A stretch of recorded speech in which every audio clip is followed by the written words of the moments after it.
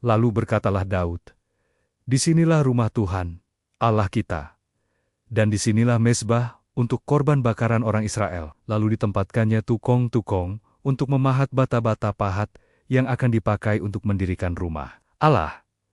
Selanjutnya Daud menyediakan sangat banyak besi untuk paku-paku, bagi daun pintu gerbang, dan bagi tupai-tupai. Juga sangat banyak tembaga yang tidak tertimbang beratnya, dan kayu aras yang tidak terbilang banyaknya, sebab orang Sidon dan orang Tirus membawa sangat banyak kayu aras bagi Daud. Karena pikir Daud, "Salomo, anakku, masih muda dan kurang berpengalaman, dan rumah yang harus didirikannya bagi Tuhan haruslah luar biasa besarnya, sehingga menjadi kenamaan dan termasyur di segala negeri. Sebab itu, baiklah aku mengadakan persediaan baginya." Lalu Daud membuat sangat banyak persediaan sebelum ia mati. Kemudian dipanggilnya Salomo, anaknya, dan diberinya perintah kepadanya untuk mendirikan rumah bagi Tuhan, Allah Israel.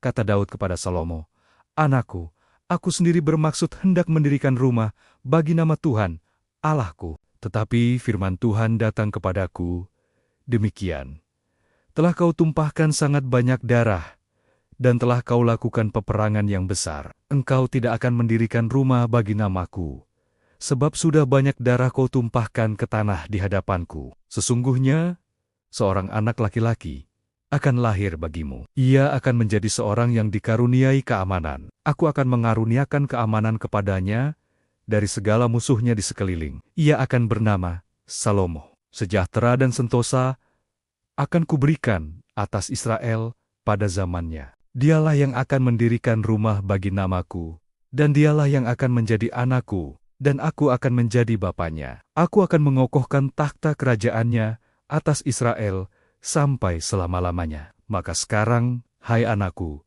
Tuhan kiranya menyertai engkau, sehingga engkau berhasil mendirikan rumah Tuhan, Allahmu, seperti yang difirmankannya mengenai engkau. Hanya Tuhan kiranya memberikan kepadamu akal budi dan pengertian, dan membuat engkau menjadi pemegang perintah atas Israel, supaya engkau memelihara Taurat Tuhan, Allahmu, maka engkau akan berhasil. Jika engkau melakukan dengan setia ketetapan-ketetapan dan hukum-hukum yang diperintahkan Tuhan kepada Musa untuk orang Israel, kuatkan dan teguhkanlah hatimu.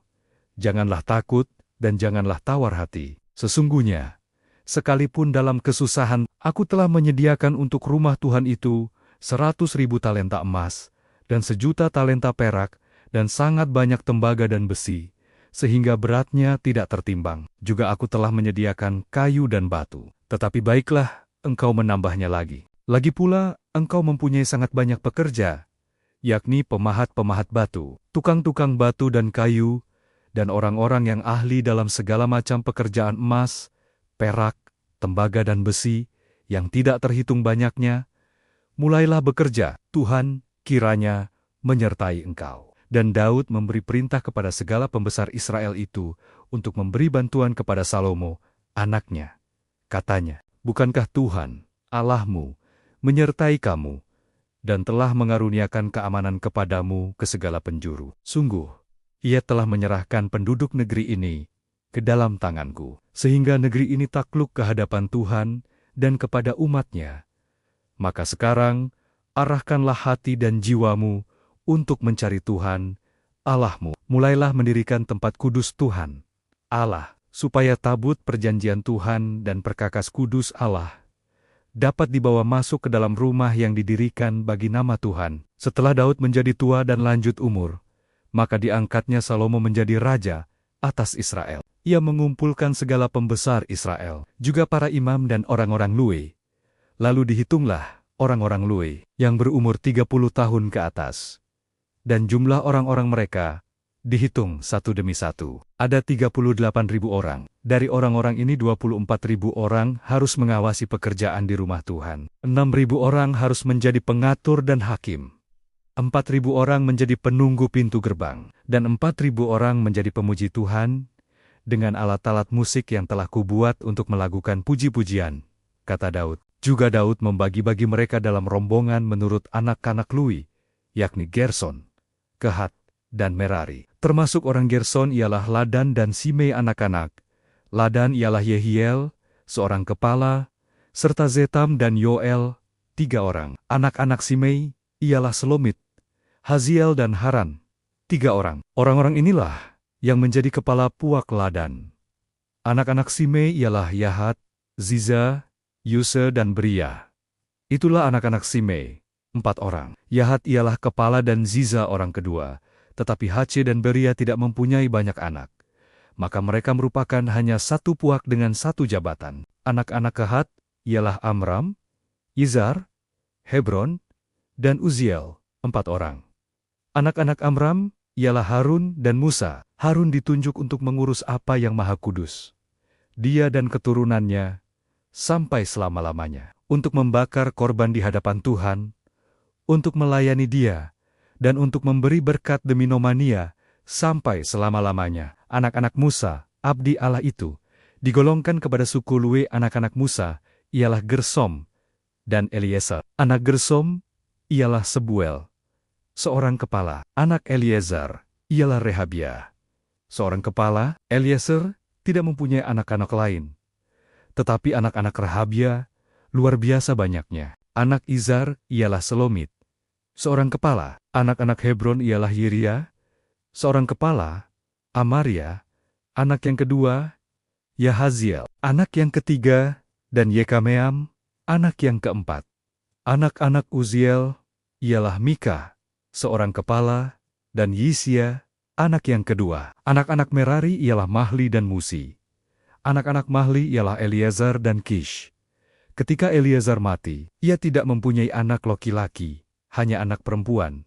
Lalu anak-anak Kish, saudara sepupu mereka, mengambil mereka menjadi istri. Anak-anak Musi ialah Mahli, Eder dan Yerimot, 3 orang. Itulah Bani Lewi menurut puak mereka, kepilah-kepola puak mereka, pada waktu mereka dicatat sorang-sorang sesuai dengan bilangan nama mereka, orang demi orang, yang berumur 20 tahun atau lebih. Merekalah yang harus melakukan pekerjaan untuk ibadah di rumah Tuhan.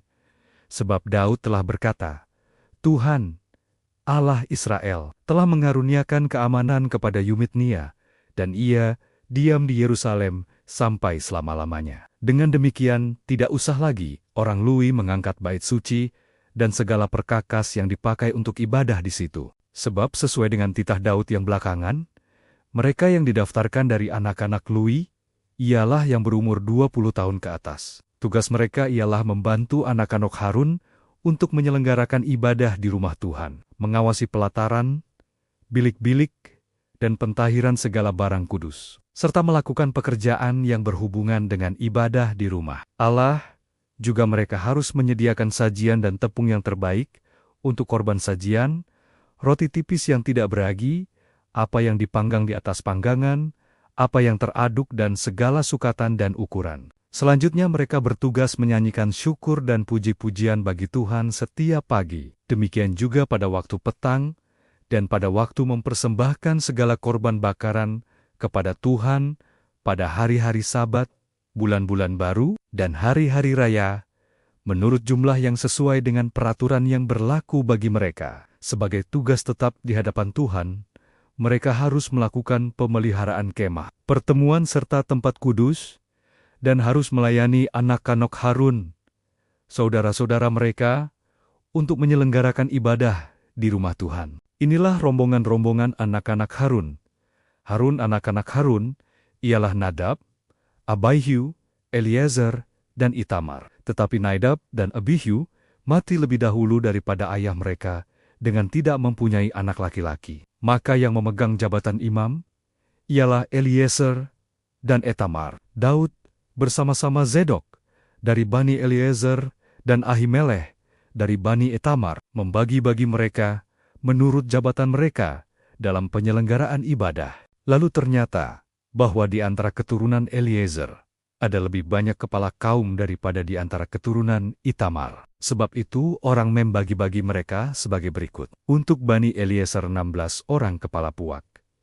Tetapi untuk Bani Itamar 8 orang kepala puak. Dan orang membagi-bagi mereka dengan membuang undi tanpa mengadakan perbedaan. Sebab ada pemimpin-pemimpin kudus dan pemimpin-pemimpin Allah, baik di antara keturunan Eliezer maupun di antara keturunan Itamar. Dan Semaya bin Netaniel, panitera itu, seorang Lui, menulis nama mereka di depan raja, di depan pembesar-pembesar, Imam Zedok, Ahimelech bin Abiatar, dan di depan Kepila-Kepola, puak, para imam dan orang Lui. Setiap kali satu puak diambil dari Eliezer, dan demikian pula satu puak dari Etamar. Undian yang pertama jatuh pada Yoyarib, yang kedua pada Yedaya, yang ketiga pada Haram, yang keempat pada Sorim, yang kelima pada Malkia, yang keenam pada Miamin, yang ketujuh pada Hakos, yang kedelapan pada Abia, yang kesembilan pada Yesua, yang kesepuluh pada Sahanya, yang ke-11 pada Eliasib, yang ke-12 pada Yakim, yang ke-13 pada Hupa, yang ke-14 pada Yesebeab, yang ke-15 pada Bilga, yang ke-16 pada Immer, yang ke-17 pada Hasir, yang ke-18 pada Hapizes, yang ke-19 pada Petahia, yang ke-20 pada Yeheskel, yang ke-21 pada Yahin, yang ke-22 pada Gamul, yang ke-23 pada Delaya, yang ke-24 pada Maazia. Itulah jabatan mereka dalam menyelenggarakan ibadah setelah mereka masuk rumah Tuhan, sesuai dengan peraturan yang diberikan kepada mereka dengan perantaraan Harun, bapa leluhur mereka, seperti yang diperintahkan kepadanya oleh Tuhan, Allah Israel. Dari anak-anak Rehabia ialah Yesya, seorang kepala. Dari orang Izar ialah Selomot. Dari anak-anak Selomot ialah Yahat. Anak-anak Hebron ialah Yeria, seorang kepala. Amaria, anak yang kedua. Yahaziel, anak yang ketiga. Dan Yekameam, anak yang keempat. Anak Uziel ialah Mika. Dari anak-anak Miha ialah Samir. Saudara Miha ialah Yesya. Dari anak-anak Yesya ialah Zakharia. Keturunan Merari ialah Mahli dan Musi. Juga anak-anak Yaazia, anaknya. Keturunan Merari. Dari pihak Yaazia, anaknya ialah Shoham, Zakur, dan Hibri.